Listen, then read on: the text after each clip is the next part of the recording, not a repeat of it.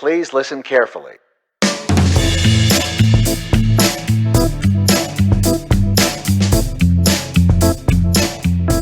Hello, everyone. Welcome to the 19th episode of the Study Space podcast, a show dedicated to helping students like you earn better grades, navigate your college journey, and become lifelong learners. My name is David, content strategist at Uniplan. And my name is Julian, the founder and lead software engineer at Uniplan. Today, we'll be talking about taking AP exams virtually during the coronavirus pandemic and its implications on the future of remote learning. Joining us today is Minh Duong, a high school student who, just a few weeks ago, had to take his AP exams virtually. Minh, welcome to the podcast. Hello, so my name is Min, and I'm currently a junior in Bolsa Grande High School. I'm actually joining in a couple of clubs, like STEM club, decathlon, and swim. So I'm currently the president of STEM club, and I'm currently the leader of decathlon. And I joined swim just for fun, and part of it was also my health too. And currently, I actually took a couple of AP exams. Yeah, so Julian and I were also in STEM club, and we also both served as president. So this is actually a funny presidential reunion. But yeah, that's it seems like you're enjoying yourself and you're staying, really involved in high school. So that's good. But before we start, I have to ask one more thing. What's inspiring you today? So specifically for today or in general, I basically just want to learn more things for today and compared to yesterday or the day before that. But in general, I just want to really finish with my high school education and move on to college and my future career, and to see what I can do later on. So I'm just basically taking all the time I need and every single opportunity I need to prepare myself forward. So you're gonna be a junior next year, right? Or senior next year. Oh shoot. Okay, yeah, wow. Okay, yeah. Senior year goes by really fast. I think Julie and I can both agree on this. Senior year for me was the fastest year. I feel like you're just at that point where you're like done with everything and you're just applying to colleges and yeah, you have less cares in the world, I should say. It's not like don't have a single care. But after you get past that kind of first block, you're pretty much good. Julian, do you want to go next? Sure, yeah. So what's inspiring me today is all of the online learning platforms that are available to us at this point in time. And the reason why that's inspiring me today is because I don't know if I mentioned this in a previous episode, but I'm taking information security right now as my next graduate level course at Georgia Tech. And I was doing some research into additional research into information security and stuff, mainly looking for study materials for exams and such like, because I have a midterm coming up in a couple of weeks. I also have been doing some really big projects in information security. And one thing I found is there's this certification exam from CompTIA, which I think a lot of people in IT are going to be familiar, very, very familiar, at least with CompTIA. I don't think it's a certification that a lot of software engineers go for, because it's more for infrastructure people, people who work with networking, IT, the IT department in enterprise companies and such like. So software engineers don't really fall into the IT department necessarily. But there is this little certification. It's sort of like a sub certification of CompTIA, because CompTIA has several different certifications. And one of them is the cybersecurity, or really the Security Plus exam. The Security Plus certification is a professional certification with respect to information security. So I was looking into it and I was like, hey, the topics on this certification exam align very closely with the material of my information security class. And I asked some classmates, like, hey, has anybody taken the Security Plus exam or have used this class as a stepping stone to take the Security Plus exam?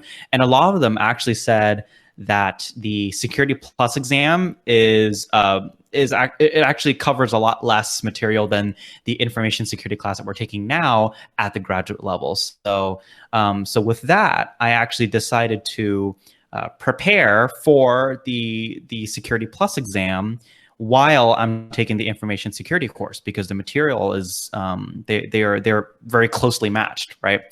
And I guess to make progress towards that goal, I started looking at additional resources to study for this exam.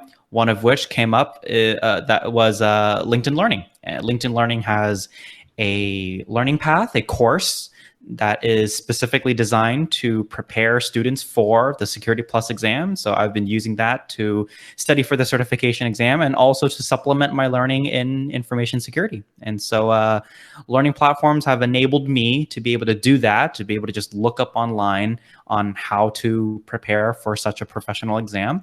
And that's basically what has been inspiring me today. Awesome.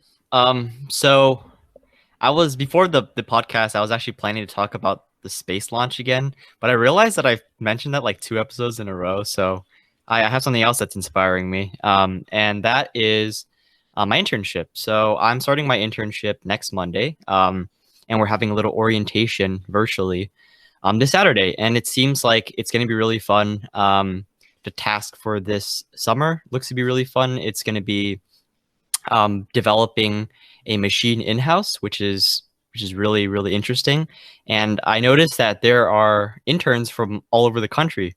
I'm sure that many of them are probably residents of California, but many of them go to schools in other states. Like we actually had someone from Georgia Tech. We have a Stanford student, and we have, I think, a U Michigan student. So, and that's just the people I've met so far. So it should be really interesting. I can't wait to work with these people, and yeah, this is going to be a fun summer, I think.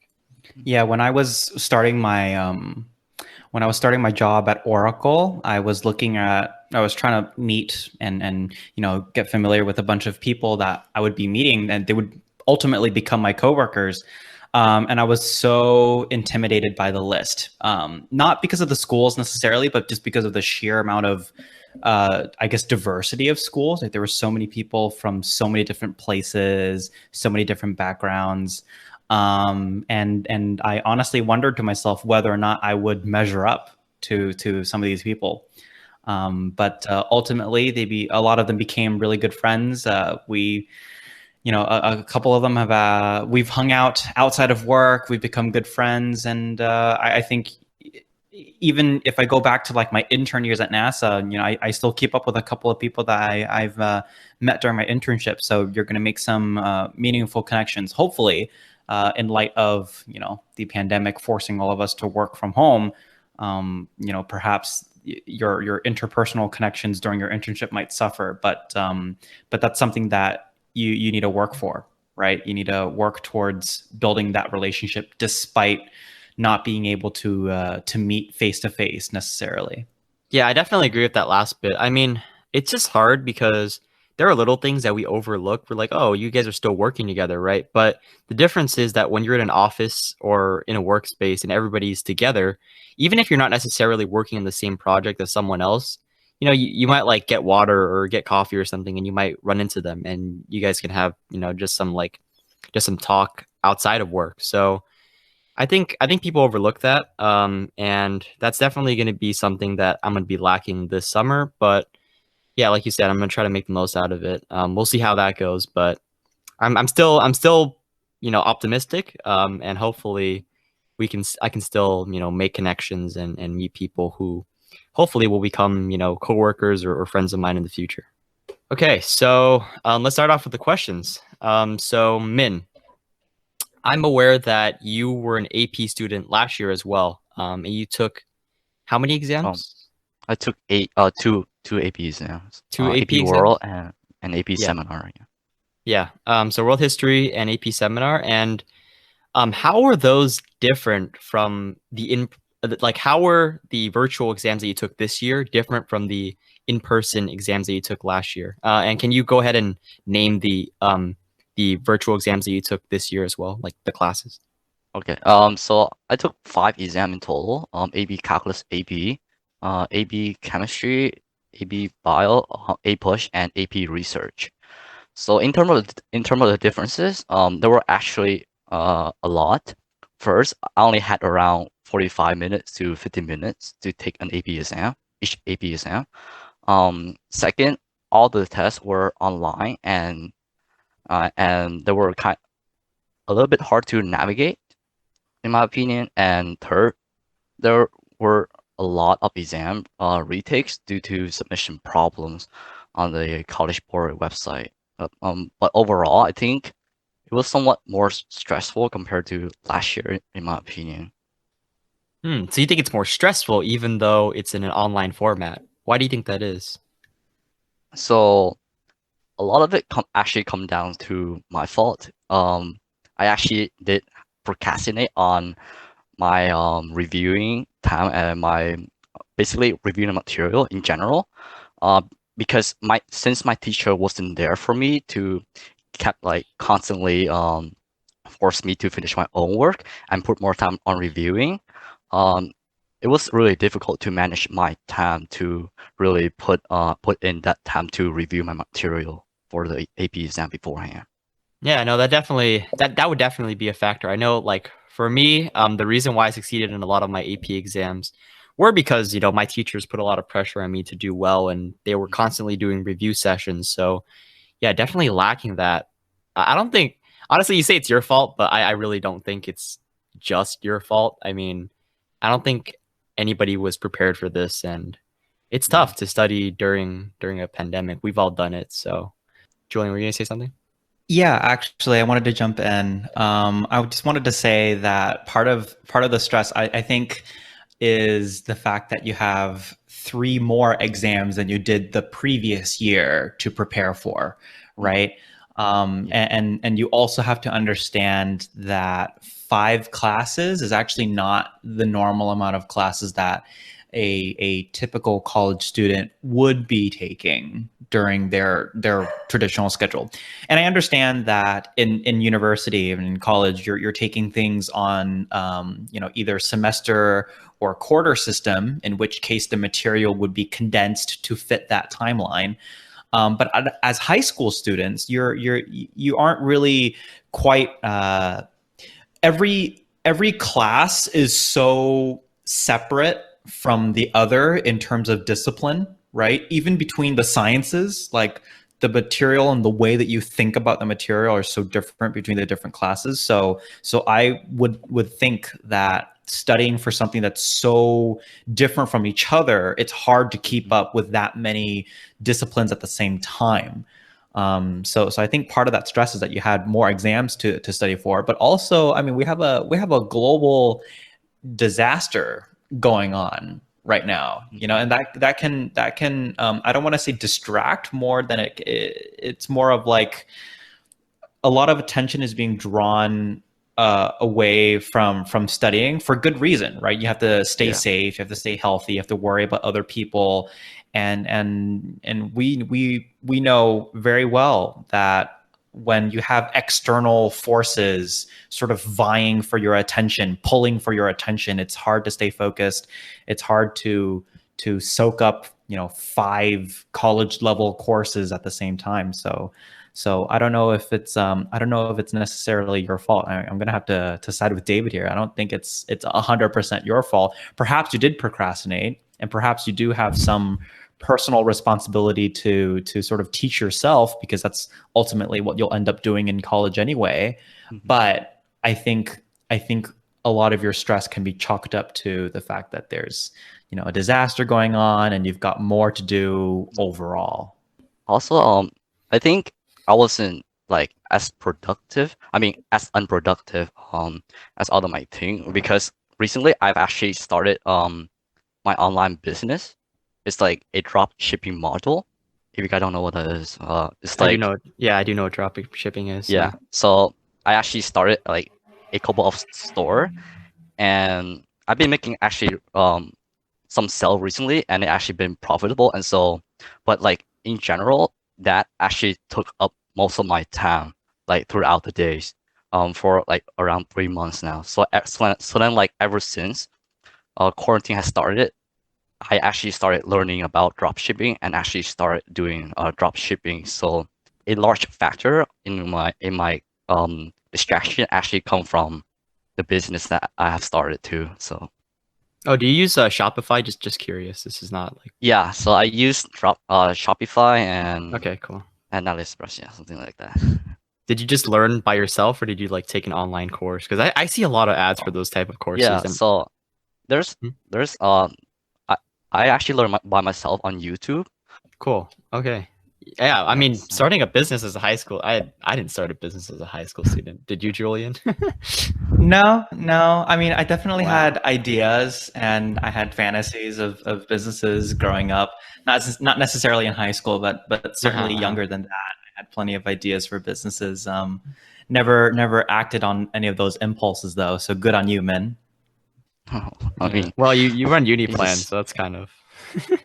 Yeah, I mean that's now, right? Yeah, definitely. So, Min, aside from the difficulties that you had, just studying and doing the AP exam, did you have any technical problems that you ran into, like in terms of submitting or completing your exams? yeah, I actually had like one problem submitting my AP calculus exam. So when I upload my response to the website, there was actually a Wi-Fi problem in my house, which actually caused my browser to refresh itself. But somehow the answer or like the website was still there, but it actually cleared out my response, and so I didn't really have enough time to upload it again. But then I actually submitted a request for a retake, but then a week later, they actually College Board actually fixed the issue, saying that they still had the response in my submission form, so I didn't really have to do a retake. So it was all solved basically. Oh, wow. That's I haven't heard that one before. That's Yeah. strange. So your Wi-Fi went out, you had the response saved, but then it cleared out, and then Yeah. you requested a makeup, and then the makeup you didn't need to do because wow, they already had your response saved. Yeah. That's Which is strange. kind of strange. So I'm guessing what happened, and Julian, you're kind of the technical expert here, so tell me if I'm wrong, but I'm guessing what happened is you already submitted it and it already had the response. It just didn't display that you had the response. That's what I'm guessing happened because there's no way they could have a response if you didn't turn it in, right? Like there's no way. Yeah, I mean, Yeah. several things could have happened during this time. Like so, Min, you were in the middle of submitting, like you clicked the submit button and it was loading, and then the Wi-Fi decides that it's a great time to shut off. Is that what happened, or? Yeah, basically. So it was actually uploaded on my computer beforehand. So Uh-huh. then like the file is already on my computer, but then Yeah. my Wi-Fi went down and I had to refresh my browser. And Mm. so when I did, the test was still there, but the response wasn't. Yeah. Hmm. Gotcha. Yeah, so I'm gonna assume, and I'm not entirely sure actually, because so many things can happen on the internet. I'm gonna assume that the submission actually completed in the back end, like under the hood, it completed. But the web page itself never received a response back from the server, and so the only thing that it can do is display an empty response. That's what I'm gonna assume is it happened. But like I said, any number of things could have happened in the middle of this. The good news is that the College Board did contact you saying that they received your response and that you were not required to take a makeup exam. Is that right? Yeah. And was AP Calculus the only exam that you had technical problems with, or were there others? It was the only one. Oh, okay, cool. And was so walk me through how submissions for those remote exams exactly work. Like, do you type the answers out in LaTeX if you're cool, or did you like handwrite them and take a picture and submit with your phone? So there are actually three ways to for submission. First, you can write it on your on your paper and then take a picture and send to the computer, which actually apply to AP Calculus and AP Chemistry, since those require like equation and stuff like that. I'm sure. Yeah, and the other one, the second one is that you just type it in a doc, and then you copy and paste it onto the College Board website. And I'm not entirely remember what was the third one, but I think it was somewhat similar to those process. Wait, let me search. Gotcha. But the key thing is that you have both available to you, right? You can either handwrite everything, take a picture of it, and then upload it, and that's your submission, or you can type it out and then paste it into their response box, and that's your submission, right? So I guess one of the most obvious questions that we can ask is what about cheating, right? Like, were there any measures to sort of mitigate cheating that's happening during a remote exam? Because that's like the main thing, right? Is a lot of instructors out there. We had an episode before talking about academic integrity while during this period of remote and distance learning, right? So were there any mitigation measures for cheating at all? Like in terms of cheating, I don't think College Board actually put that much effort into it. They didn't really have any browser lockdown, even though there are apps for that. And I don't even think they have software that track the browser you have on computer.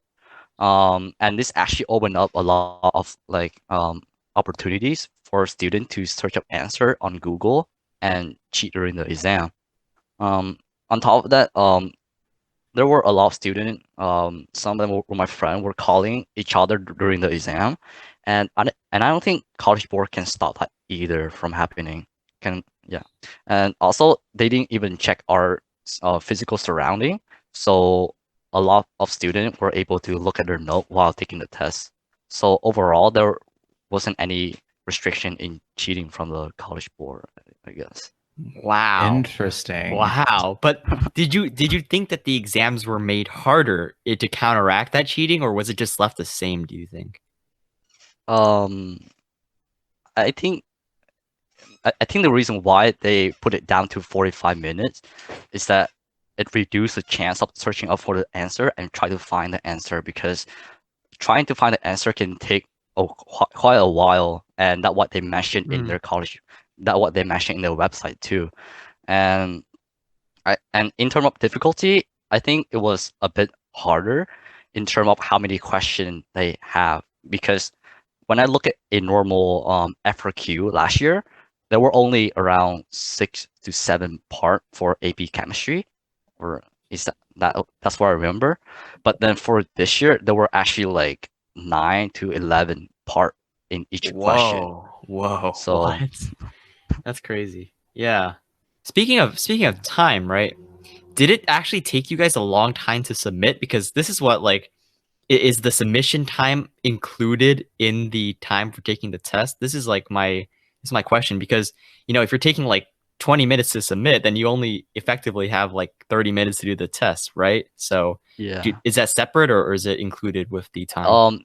It's kind of separated, but overall you do have around 55 minutes for the whole entire test. So the breakdown is this: you have 25 minutes for the first question, and then 5 minutes to submit that first question, to upload your answer and stuff like that.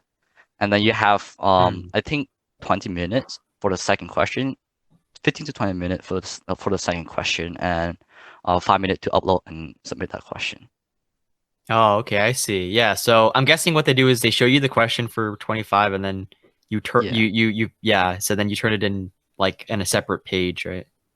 Oh, it was still in the same page. Oh, yeah. Yeah. Oh, really? Oh, yeah. interesting. You just have a red warning mark that there's 5 minutes left. Oh, that's interesting. That's interesting. I mean, by that logic, you could technically submit it like super quickly, like in 2 minutes. Yeah. Huh. Interesting. What do you think about that, Julian? Well, I mean, that's the thing about remote exams, right? Even on Canvas, when I took midterms exams during my undergrad, some of them were on Canvas, and I'm not embarrassed to admit that there were a couple instances where I submitted with 10 seconds left during the exam. And I mean, you laugh, Min, but what difference does it make when you have 10 seconds left in class and you have to turn in a paper? You have to run up to the teacher and submit your paper, right? That's just the reality of online exams. Canvas, funny enough, has a countdown on their remote quizzes, the online quizzes. They have a countdown. If the professor or the instructor has placed a time limit on a quiz, it actually counts down. Otherwise, I think it just counts upwards. I'm not entirely sure. I don't think I've ever had like an unbounded time for a quiz that was submitted on Canvas before, but I would imagine that it counts upwards or something. Yeah, I mean, with the remote exams, you can submit effectively at 5 minutes in or with 10 seconds left remaining. And I've been on both sides of that extreme. When a midterm exam is easy and you have an hour and a half, but you submit 15 minutes into the exam, I've done that before. But when the exam is hard and you've taken all of your time left and you have 10 seconds left to submit, I've also done that. So that's remote exams for you. Yep. That's incredible. So, wow. Next question I have for you, Min. Overall, do you think you had a pleasant experience taking the AP exams virtually? So I would say that some of the exams were harder and more stressful than the other. Like AP Bio was definitely harder than the rest of the AP exam. But overall, I think it was somewhat more stressful for me to take this exam compared to last year. Like I say, I had a lot of time constraint on my hand, given that it's only 45 minutes and there were almost 9 to 11 parts per question. And not only that, but there were actually a few distractions coming from my physical surroundings. Like my brother would always come in and distract me just because he wants to. Which ouch. Yeah, wow. That's really mean. Oh my gosh. But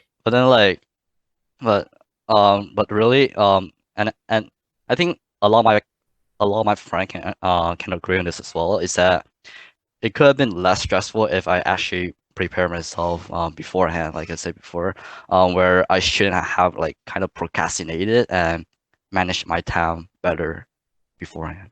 Interesting. So what you mentioned a lot about what you could have done better, to do better for these exams. But what do you think the College Board could have done better in order to make the exams more enjoyable and not easy, but just like better for you guys, right? Like not a super painful experience, because I know a lot of people had like a lot of struggles taking these exams. Oh, I think like on their part, the information and the question were straightforward. There wasn't any problem in that. But in terms of like submission, because there were definitely some problem in submission, and that actually quite really affect most of my or like a lot of my friends, because they actually submit the exam, but the College Board didn't actually took those response due to some technical issue. So But wait, overall, so hold on. Let's drill into that, because that's actually a huge problem that many other students have faced with these remote AP exams, is that due to some technical issues, namely with images, right, being taken on their phones and then being transferred over to the computer as a submission, a lot of students, particularly with iPhones, when they submit pictures from their iPhones, the image format was incompatible with the College Board submission software, right? So there were technical issues there, and a slew of other students who also faced the Wi-Fi issue cutting in and out during the exam that students had to deal with. And obviously that is going to undoubtedly cause some glitches in the actual exam, right? So, and you say a lot of your friends actually face these issues. Why don't you elaborate on that a little bit? Like, what issues did they have? How many were affected by these technical issues? So this issue coming from, like, it wasn't really their fault, because they actually fill out the response and then actually took a picture and they actually put it up there. But then when I submitted it, the College Board just said that their response wasn't submitted for some reason that they didn't really provide it. Um, but then for my AP Calculus, when they when they when they talk to me about my exam and how they restore the response, they're also included an like another information where a student cannot use their cannot apply their e-ticket, which is the ticket that we use to get into our exam, on two separate devices. Because if that happens, what College Board does is that it won't accept the response at all, which is kind of strange.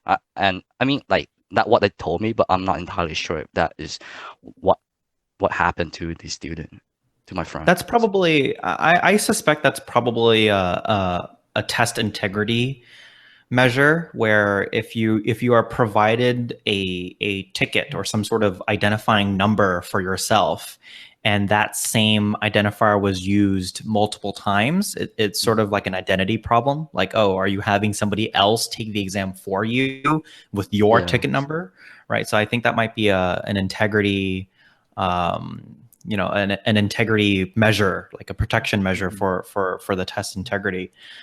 But the reason why we're asking about these problems is there have been a number of news reports, and this has blown up quite a bit in the news here about glitches in the AP exam due to the internet cutting out and such like, or students having issues uploading their responses. And it's even come to the point where some students have actually decided to sue the College Board after not being able to submit their exams and being forced to retake their exams. So first of all, I want to know your thoughts on how some students are actually suing the College Board because of these glitches, and also the retakes, the whole idea of these retakes, right? These students and you have studied for months for these exams, and due to a glitch that is more, I would say, on the College Board's fault than yours, they're forcing you to retake their exams and adding to your stresses, right? So what do you think about that? I think, I mean, like, I understand their frustration because that happened to me on my AP Calculus exam. But they, I mean, like, if they study for months, they should be able to do another retake without a problem because they should already have the information right on top of the head. But then I think what College Board could have done better on their hand is that they could have put the information up front, like straightforward for the student to see what kind of limitation they are having. Because like for my like for the info that they provided for me, where a student cannot use two separate devices for their test, or there are certain image file that they need to follow. I think College Board need to be more straightforward with those information uh, for the student that are taking the test. Gotcha. I mean, David, have you, I mean, at this point, you've taken a couple of remote exams, right? Have there been any instances where the instructions to submit an exam or submit a big project have been really unclear for some people, and that was a major reason why some students were not, for any reason, really unable to submit their assignments or their exams at all? No, not in my case. I think part of that is because colleges are more well adapted than high schools, just generally speaking, because in college you're kind of expected to like use technology for almost everything. And so I think that a lot of people were already used to submitting homework online, used to submitting pretty much everything online aside from tests. And so that was just one more kind of like one more adjustment that the professors needed to make. So it wasn't a problem for me personally. And we use Blackboard. I don't know if you know what that is, Julian, but It's I've basically heard the of it. equivalent. It's the equivalent of Canvas, sort of. So Yeah. we were already familiar with the software and everything, so we're just like, okay, perfect. Like we know how to use this. So yeah, it wasn't a big problem for me personally. Gotcha. And actually, I want to drill into the Wi-Fi issues because for the students who are suing the College Board for moving forward with remote AP exams, one of their arguments is, is that it's discriminatory towards low-income students or students with disabilities and such like who perhaps don't have access to technology, the requisite technology to be able to do these exams. Do you have any personal experiences with students of this sort? Students who don't have internet access or don't have a computer that can keep up, or even students with disabilities who don't have the technology to be able to take these exams? Yeah, so like I have a few of my friend who doesn't really have Wi-Fi access to Wi-Fi at all, and so I don't really know how they have an access to the AP exam, but they were actually having a really big problem trying to upload the answer to the AP exam, and they had to request another retake due to that reason.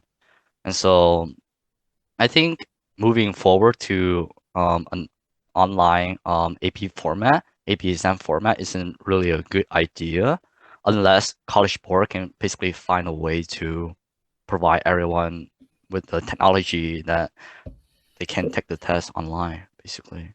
And there were a, some more factor going to too. I'd also like to comment on that. Julian, I actually have experiences, I think, in all three of those areas, I think.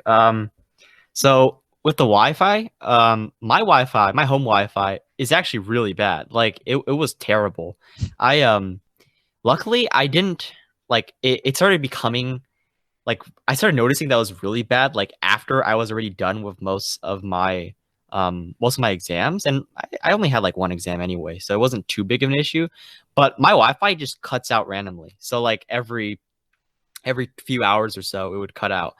And if I had a live testing window, like luckily most of my testing windows were 24 to 48 hours, so you could submit any time during that. But if it were to cut out in the middle of my 40-minute exam, I would have been totally screwed. Like I guarantee you, I would not have been able to submit it. So that was an issue for me. I know a lot of people who have a lot of Wi-Fi issues as well. So I actually had to like upgrade because I was just scared. Like I was just scared that if any of my exams ever got a really short test window, I'd be totally screwed. So I had to upgrade to more expensive Wi-Fi. Was willing to pay the cost, obviously, because it's my education. But yeah, that's a problem that I had to deal with personally. As with computers, I didn't have much of an issue with this one, but a lot of my friends had their computers just totally crash, like totally crash while they were in the middle of exams, or I mean, just like in general, it's a pain. Even if you're just doing homework and your computer crashes, I don't think anybody wants that. So that's also a big issue, and like you said, it disproportionately affects people who can't afford a better computer. That's just reality of the situation. And the third Right. Yeah. instance, I was sorry. I just want to cut in here because yeah, said that you upgraded to more expensive Wi-Fi, but we have to obviously bring in to the part of the conversation where there are some students who just can't make those ends meet. They can't exactly. they can't just decide on a whim. Oh, I'm going to upgrade my Wi-Fi because I need to for this. For these couple of AP exams, right? No matter how important, there's just the monetary the issue is that they can't afford to make that decision, right? And for high school students, they aren't the decision maker of where their family money goes.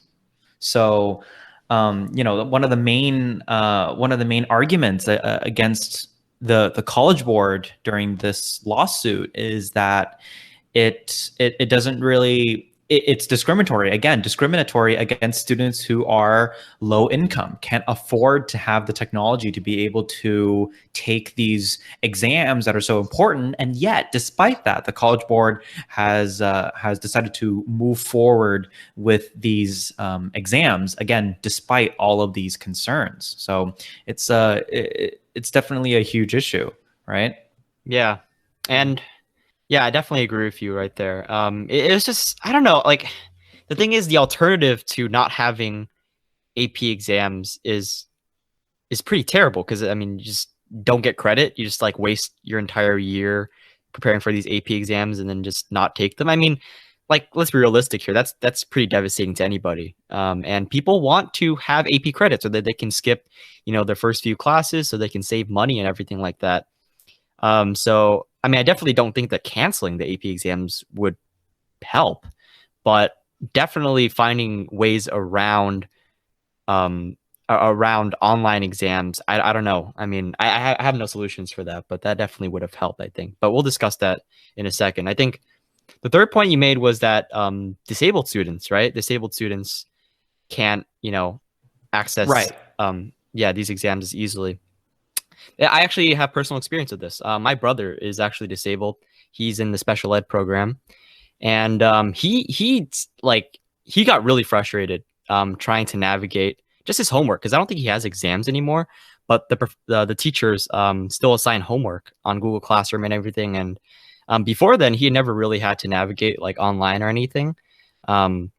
So it was a struggle for him, and I had to work through it with him. And it's really terrible. I mean, like just having it's just so inaccessible. You know what I'm saying? Like it's really hard, Yeah. and I don't know how teachers can expect special ed students to be able to navigate this stuff themselves. I mean, luckily, like I was here, but if I was back at my school at university, like my parents are not the most technologically up to date, so I am pretty sure that they wouldn't have been able to help him. So that's Right. that's definitely an issue. Like I said, luckily I was there, but obviously not everybody's in the same situation. I'm sure that many students in his class probably had plenty of issues trying to submit homework and everything like that. So That's a good point, right? The whole issue here is that these sort of exams exclude a very vulnerable population of students, right? Low income students, students with disabilities, right? Sometimes both of them together. You've got both problems at the same time, and many students are not able to get access to the exam or be able to take the exam comfortably, right? Be able to submit the exam even after going through all of these hurdles to be able to submit the exam. And I think previously you made a point about canceling the AP exams, right? It's interesting that you say that canceling the AP exams isn't the most graceful solution, but the IB program, which is an adjacent program to the College Board's AP program. IB is an international program. I guess it's sort of like the AP equivalent, but internationally. The IB exams were canceled this year, and they've largely dodged the huge backlash that the College Board is now facing due to a lot of concerns with the AP exams, right? So I don't know if Min, if you've heard of the IB exams being canceled, but I guess I want to hear your thoughts on hypothetically, if the AP exams were canceled this year, instead of having them be remote, what would that look like? Would you be better off? Do you think that would be beneficial? Either it's canceled entirely, or postponed to the next year. You have to do some extra reviewing, I guess, to keep up that knowledge for the next year. Obviously, that's not really an option for seniors taking the exams and expecting their scores for the next year going to college. But what if the AP exams were canceled? Would that be better for you and your peers, do you think? I think that would be better for me. I mean, I would prefer it being moved to next year, but that will affect the senior. But I think for me, it will be kind of a waste because I spent like a whole year for this to basically study up to these exams, and I kind of want these credit to be applied to the college that I'm going to into the future. But when I'm thinking about like student in general, I think it should have been canceled because I know for a fact that like on top of having Wi-Fi issue and having technological issue, including disability, some students have their physical surrounding being distracted for them during the exam. I mean, like for me, I had my brother constantly coming in, like for fun to just distract me. But I'm pretty sure there are others who doesn't really have a comfortable environment to be in order to take this exam. They are constantly being distracted due to their due, due to the environment around them. Because if I was if they were to take an in-person exam like last year, everyone will have the same chance. They will be in a classroom where there will be no distraction. But if they were to be in their home, having their parent, their brother, or someone else distract them, that could be a really um, that could be really bad for them in terms of passing the exam. Yeah, no doubt. I agree with you there. Actually, what's funny is that during my graduate level courses right now, when you have remote exams, you're expected for many of these courses, you're expected to at least turn on your webcam so that you are recorded while you are taking the exam. Many times your screen is being recorded as well to make sure that you don't have an extra tab open or you're not looking at your notes and different resources and such like.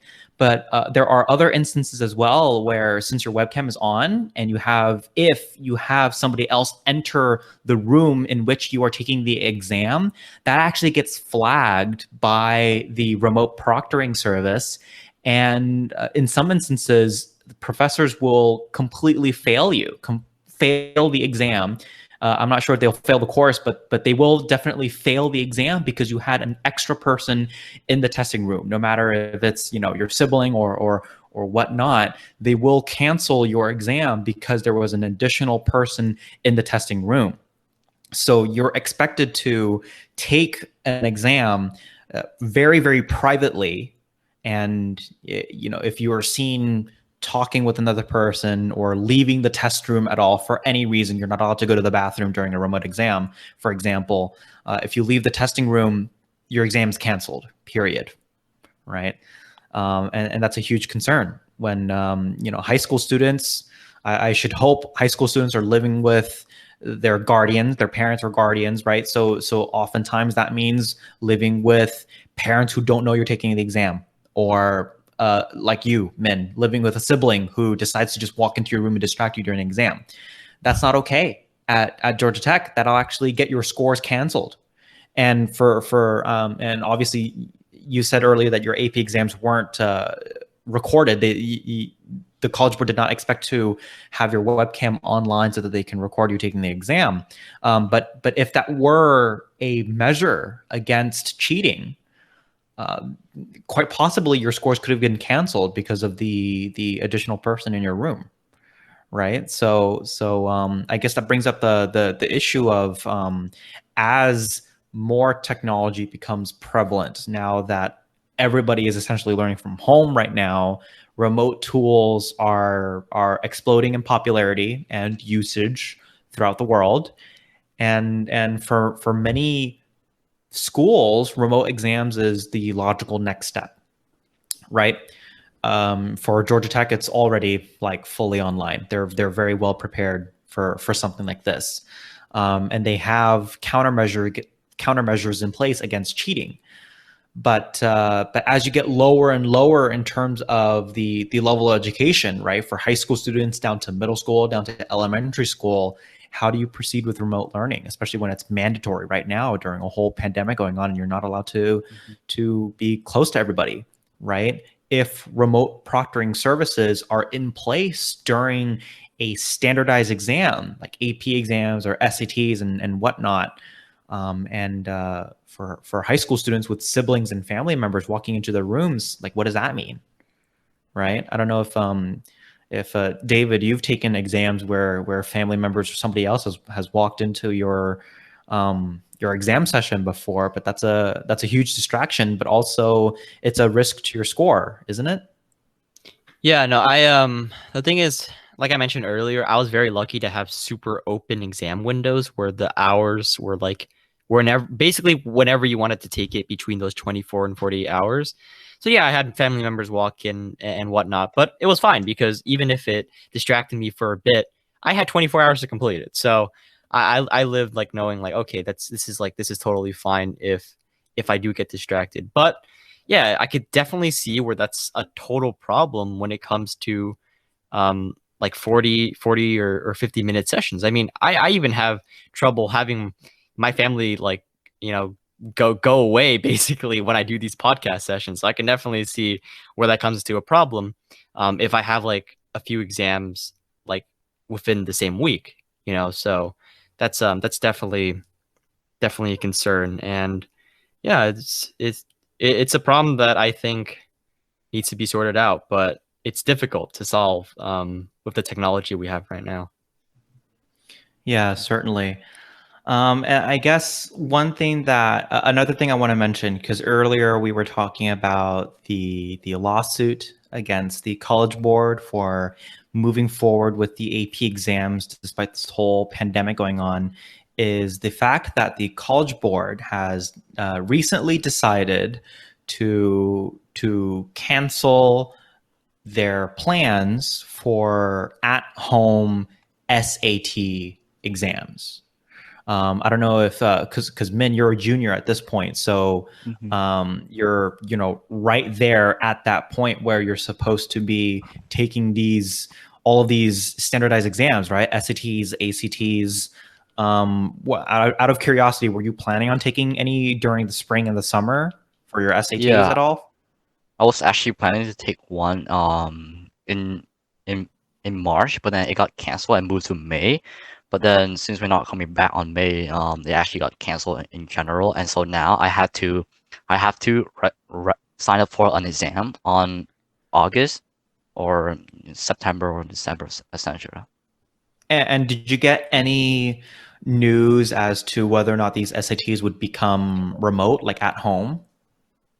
No, I haven't actually, but I think they will be in person, but I'm not entirely sure, given that Okay. I don't even know if the school will be open in next fall. Gotcha. Yeah, and that was a huge concern, is that this pandemic has taken everybody by surprise, right? A lot of other schools are remaining closed for the next term in the fall. So that means naturally testing centers for the SAT and other such standardized exams are also remaining closed. So therefore scheduled exams need to be rescheduled or canceled entirely. So you're saying that when you scheduled your exam, it got postponed first and then canceled in general, and you had to reschedule for another time. But these reschedules were for in-person exams. You were hoping that these were in-person exams, so you got no notion at all that these would be remote exams or anything? No, I don't think so. Gotcha. Okay, well, I'm not sure if it was publicized a great deal whether or not the College Board planned on making the SATs create like an at-home version of the exam for students to take remotely, but they've decided to cancel that. And David, do you want to tell everybody why the College Board decided to cancel their plans for at-home SAT exams this year? Yeah, they think it's discriminatory towards those certain students who, like we said before, are disproportionately affected by, outage of internet or having poor internet connection. Yeah. But see, this is what we were discussing earlier, which is it okay for them to do this with the SATs, but then still continue the AP exams, right? Like, is that justified at all? Because if you're going to cancel one, why don't you also cancel the other, right? That's the most logical way you can look at this. But that doesn't seem to be the case, which is sort of interesting. Right. And what's interesting is that access to the internet, having these exams be completely online, relying on technology, which is inherently a privileged possession to have for certain families in the United States and across the world. there are concerns with remote exams being discriminatory towards these vulnerable students.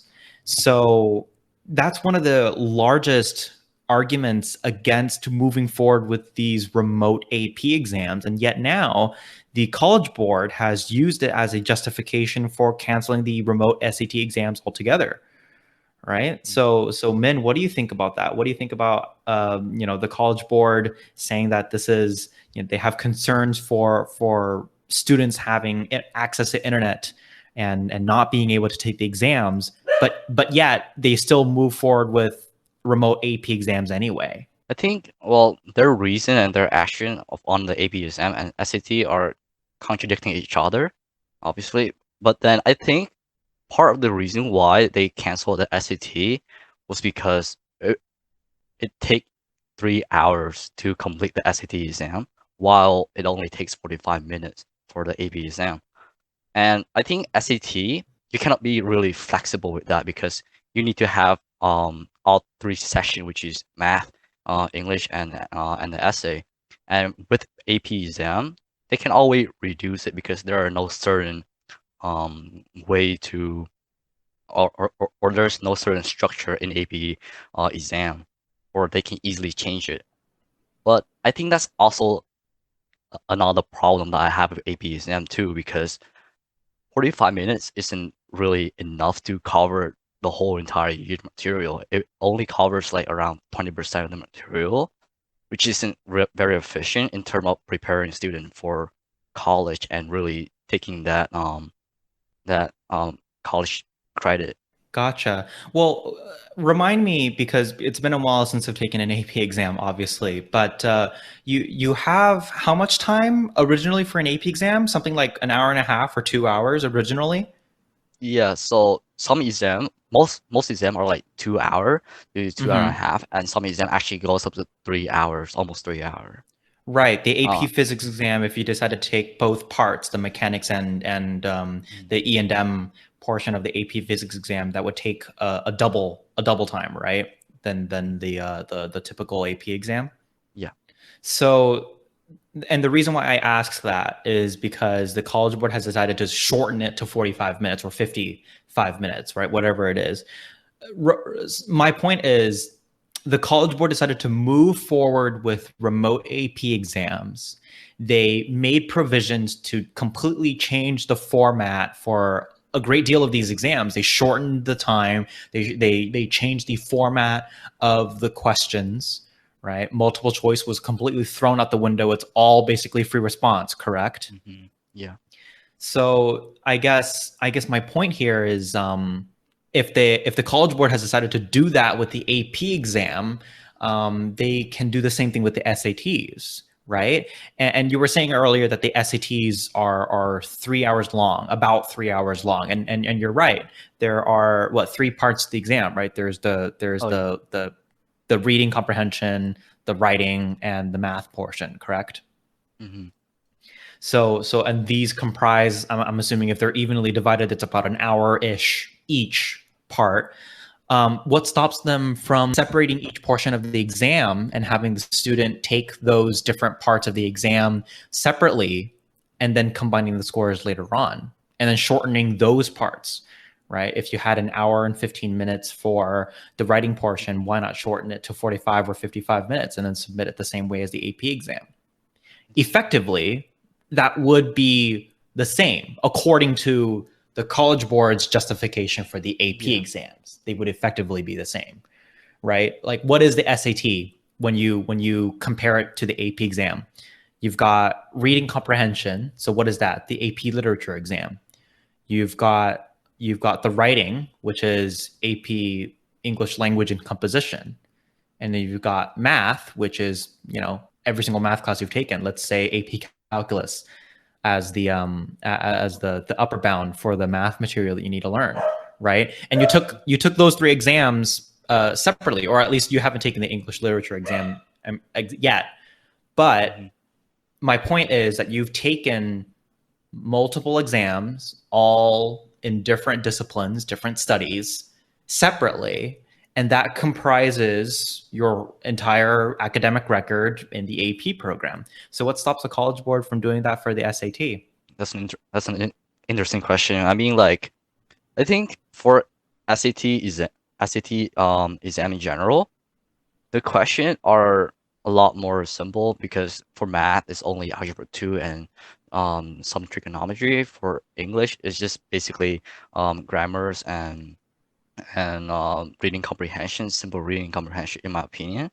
Mm-hmm. But I think SAT in general are about how do you take the test, or like how persevere you are in terms of taking the test. Like it's about perseverance in general, or your basically I don't know how to say it, but you need to find a way to take SAT exam where it doesn't tire you out. It's all Right. about like your energy and stuff like that, and how Right. long you can survive during the SAT. And if you were to separate those into three parts, I think it kind of defeats the purpose of having SAT, and it's kind of unfair for the student who took the SAT for 3 hours straight rather than three separate um, exams. Gotcha. So you're saying that the SAT is less a measure of knowledge and more a measure of a student's mental stamina, right? Yeah. The ability to withstand mental fatigue for a duration of time. Basically, testing how you take tests, essentially, Yeah. is what you're saying, right? Yeah. Gotcha. Now, I don't, David. I don't know if you had the chance and Min too. I don't know if you guys had the chance to read the article. I mean, I only found it a couple hours ago, but there's an interesting quote here that's about in the middle of the article here, and this is direct from the CEO of the College Board, who you two might know, administers the AP exams and the SAT exams, both. And he says, according to this news article, he says, quote, "There are more important things than tests right now." And he further says, quote, "In making these difficult decisions, we focused on reducing the anxiety that students and families are experiencing this year," end quote. And the difficult decisions that he's referencing here is the decision to completely cancel the remote SAT exams this year. What's interesting about this quote is that this is exactly what students are saying about the AP exams, right? For many students, it's studying for an exam that was normally an hour 15, an hour and a half, sometimes even 3 hours long, depending on the exam. It's shortening that down to 45, 55 minutes. Not only that, but you have to utilize a lot of technology when before it was super simple. You take it on paper, very clear, right? Everybody knows how to take a paper exam. But now a bunch of people at the same time have to learn how to use all these different technologies to be able to just submit their exam. They need an internet connection. They need to have a stable internet connection at that. And then for students who had technical issues, the only graceful solution that exists is to retake the exam at a later time. And that means that those students, they've been stressing all year to take these exams, and now they have to stress even further to retake their exams again, and quite possibly, face additional technical issues that I don't even know how the College Board is going to solve at this point. So, actually, I have a question here. You said that you were originally scheduled to do a retake on your AP Calculus exam, right? Was there a date for that? Like, was there a date and time for that retake exam? Yeah, so they actually set up a schedule for the retake for each and every classes for each AP classes. So for me it was June 1st, like around 1 p.m. Yeah. Oh, so it would have been yesterday. It would have been yesterday, yes. Gotcha. Because today is June 2nd for listeners out there. Okay, so I guess this week would have been the week that you I guess students would be taking the retake. Now, are any of your peers doing retakes during this week at all? No, actually, none of my teacher actually focus or mention about retake.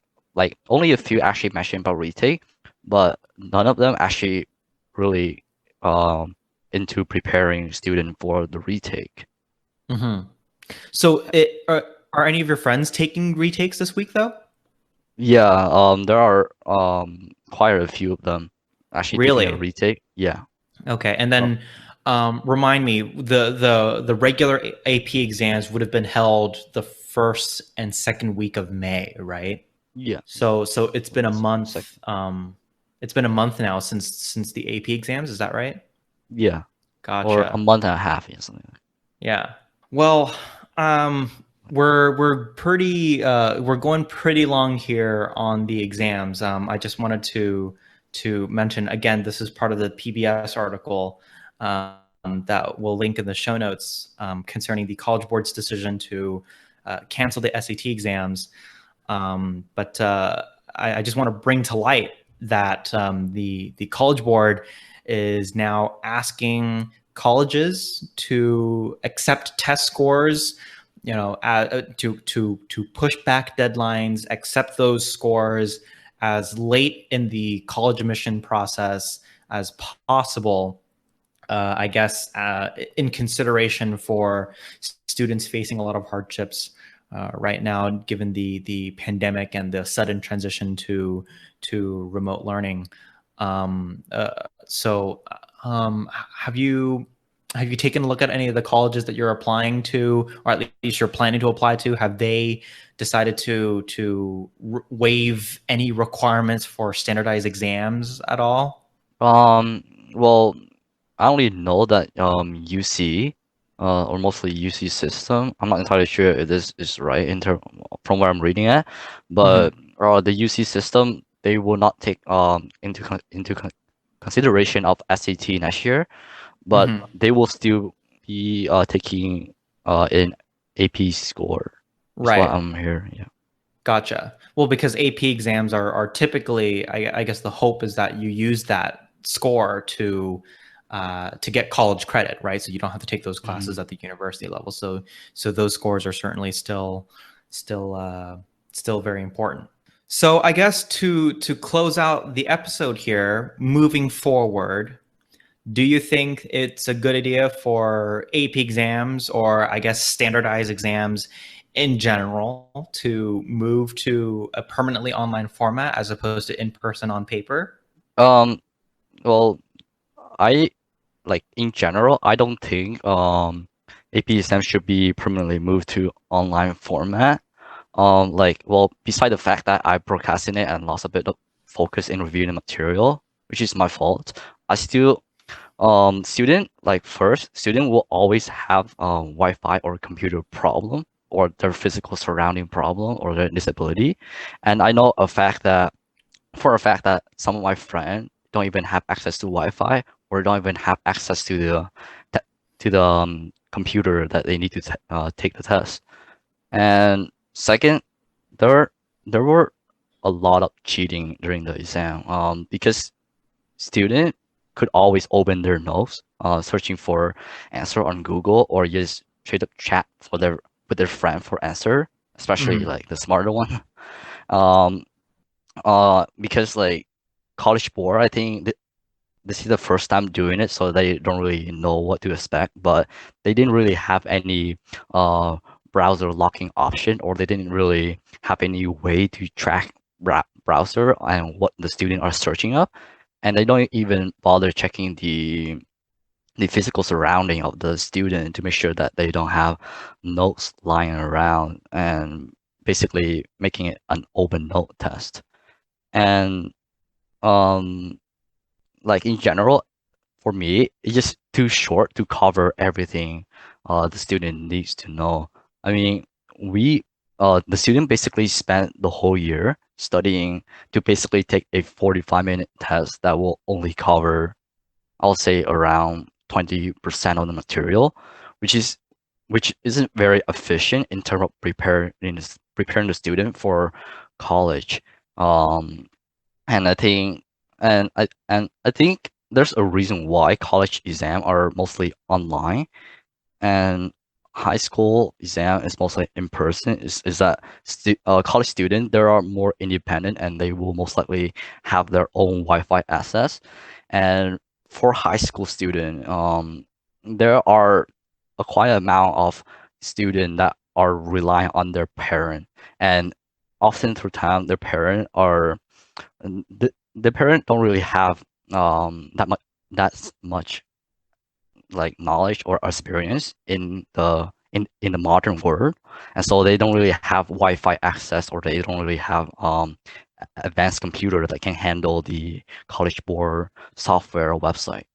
So basically, um, like in general, college board shouldn't really put their AP exams or any testing in general to be on an online format. Gotcha. Yeah. Well, I guess it's a conversation for perhaps a future episode, whether or not these remote exams will become prevalent for high school and even in the lower levels of education, because you bring up a good point, right? College students are expected to be more independent than high school students. That's just a given, right? But they're I guess that brings up the question of, do you all of a sudden become independent on your own without having any sort of guidance or mentorship to be able to get to that point? I don't think so. So I guess there's a conversation to be had whether or not high school students, particularly later on, upperclassmen, right, juniors and seniors, I guess there's a point in the conversation where you should be considering being more independent, right? Some people will argue that, right? And then other people will still argue that, hey, high school students are high school students, cut them some slack.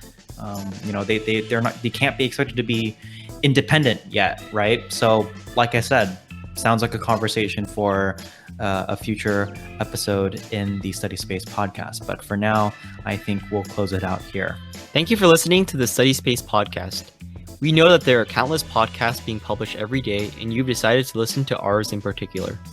It really means a lot to us that you've given us your time to listen to two students ramble on about school. The show notes with links and everything we mentioned in this episode for further reading and learning are on our website at uniplan.dev. If you want to show support, share the podcast or tell a friend about it. Your testimonial to your friends and family is the most helpful thing that you can do for us. We're on Apple Podcasts, Google Podcasts, Spotify, and YouTube. That's it for this episode of the Study Space podcast. We'll see you next time.